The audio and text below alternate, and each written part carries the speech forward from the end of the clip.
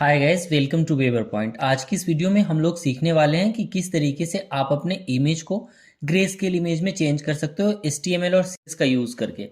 मतलब कि आप कंप्लीट HTML और CSS की हेल्प से इस तरीके की कलरफुल इमेज को क्या कर सकते हो, ब्लैक एंड वाइट या ग्रे स्केल में आप चेंज कर सकते हो। काफ़ी ईजी वे है। तो इसके लिए सबसे पहले चलते हैं अपने नोटपैड के ऊपर। तो यहाँ पे आते हैं। जैसे ये मेरा एक नोटपैड पहले से मैंने कुछ HTML का जो स्ट्रक्चर होता है वो यहाँ पे बना के रखा हुआ है। ठीक है, ये नॉर्मल हेड टैग है और बॉडी टैग है। तो अब इसके अंदर क्या करते हैं, अब इसके अंदर आपको क्या करना है, अपने इमेज का नेम वगैरह देना है। मतलब जो भी आप इमेज टैग यूज करते हो। तो मैंने पहले से ही इमेज वगैरह डाउनलोड करके रख ली हुई है अपने फोल्डर में। जैसे ये एक मेरा फोल्डर है, इसमें मैंने फाइल को सेव किया इंडेक्स के नाम से, और ये मेरी इमेज है बर्ड के नाम से। आप देख रहे हो इमेज का एक्सटेंशन क्या है, JPG है। तो वापस आ जाते हैं और यहाँ पे क्या करते हैं, इमेज लिखते हैं SRC एंड इमेज का नेम दे देते हैं bird.jpg। इसको सेव करने से पहले एक बार मैं यहाँ पे आ जाता हूँ वापस से, और पहले इस फाइल को ओपन कर लेते हैं, देख लेते हैं कि अभी इस फाइल का आउटपुट कैसा आ रहा है। तो अभी आप देख रहे हो कि ये फाइल मेरी क्या है, बिल्कुल ब्लैंक है। ठीक है, इस पर कुछ भी नहीं है। तो वापस चलते हैं। यहाँ पे आपको दिख रहा है कि अब इस फाइल के अंदर भी मैंने सेव नहीं किया था, तो ये इमेज टैग लगाया, इसको सेव कर दिया। ठीक है, कंट्रोल S किया तो ये मेरा सेव हो गया। कंट्रोल S से मैंने सेव कर दिया। आप यहाँ फाइल की हेल्प से भी सेव कर सकते हो। ठीक है, तो ये चीज़ यहाँ से सेव हो गई। तो अब क्या करते हैं, वापस चलते हैं अपने पेज के ऊपर।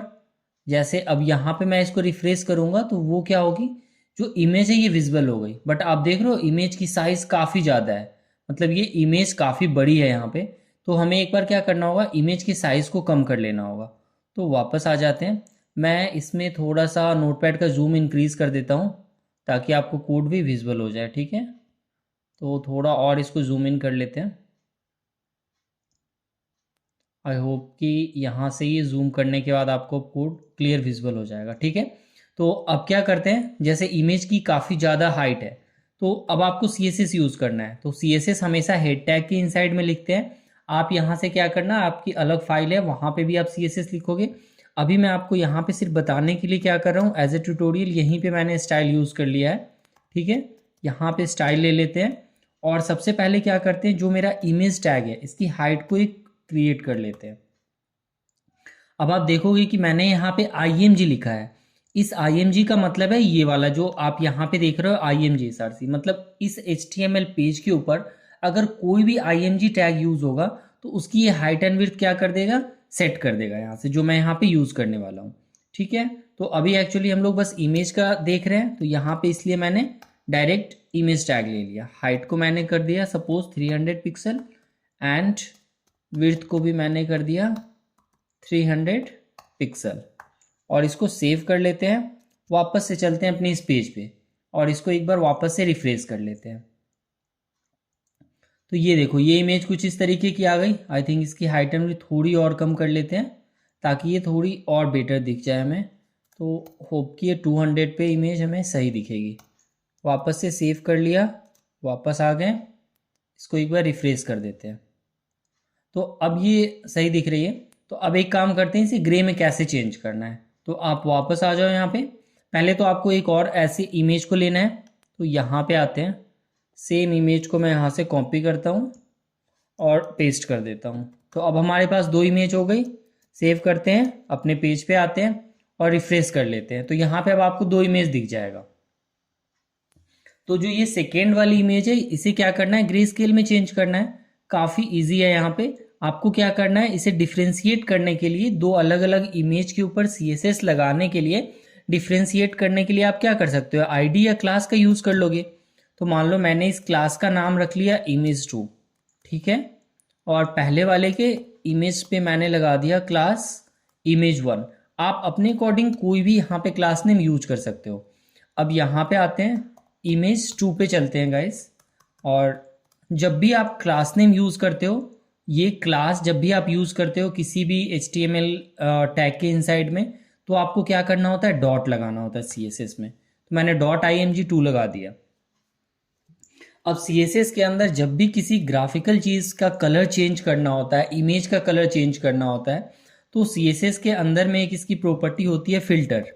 लाइक आपको यहाँ पे लिखना है फिल्टर, देन आप जैसे आप फिल्टर लिख दोगे तो फिल्टर के बाद क्या होता है, एक फंक्शन होता है फिल्टर के इनसाइड में जिसे कि आप बोलते हो ग्रे स्केल। अब देखना ये क्या काम करेगा। जैसे मैंने लिखा grey scale, image to class name मैंने ले लिए सेकेंड वाले इमेज की, इसमें डॉट इसलिए लगाया है क्योंकि इसमें मैंने ये क्लास डाला है इमेज टू। फिल्टर क्या करता है, CSS की एक प्रॉपर्टी है, ये ग्राफिक्स के कलर को चेंज करने के लिए यूज किया जाता है CSS में। एंड ग्रे स्केल एक फंक्शन है और ये फंक्शन क्या करता है CSS के अंदर में, आपकी इमेज को ग्रे स्केल में कन्वर्ट कर देता है। ठीक है, इसको यहाँ पे मैंने सेव कर दिया, वापस आ जाते हैं।